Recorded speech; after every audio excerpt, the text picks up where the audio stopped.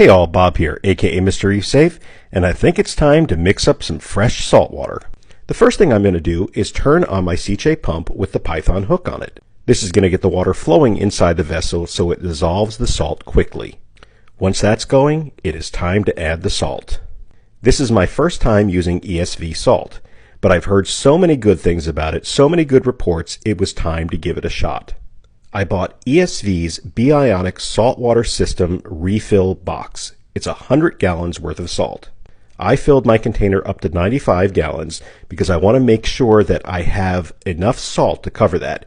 I'm not expecting perfection out of this, like a perfect 100 gallons at 34 parts per thousand. So I'm expecting a little bit of discrepancy in that, but I can always add fresh water, but once it's in, I can't take it out. The salt was completely gone within about an hour.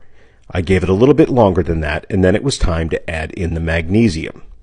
I was able to just dump this in and allow the pump to do its job, mixing the water.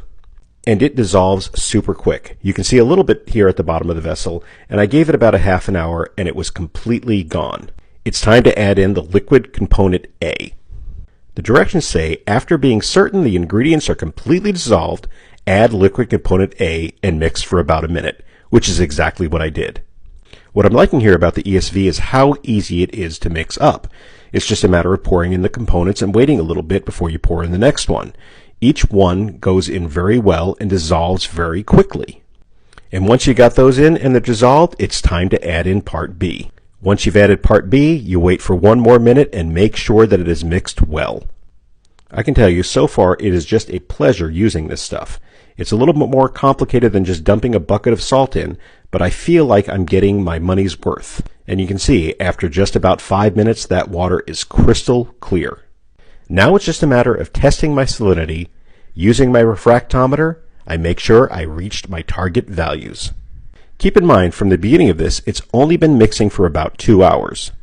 I like to go with parts per thousand, and as you can see, it is about 33 parts per thousand, a little bit less than what the box says. The box says it mixes up 100 gallons of salt water at 34 parts per thousand. And while this is a little bit low and a little bit less than 100 gallons, I still think it meets the standard that's set. I've got about 97 gallons of water in the mixing station, assuming that the lines are correct and the values are where they should be.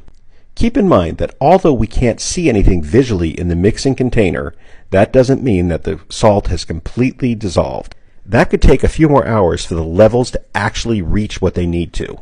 Although the vast majority of the salt has dissolved, there is probably a little bit left to go, and the more salinity that's in the water, the longer it takes for the salt to dissolve. In a few hours, I'll check my salinity level again. If I need to add fresh water, I'll do it at that time. I look forward to using this salt. I'll keep you posted. See you soon.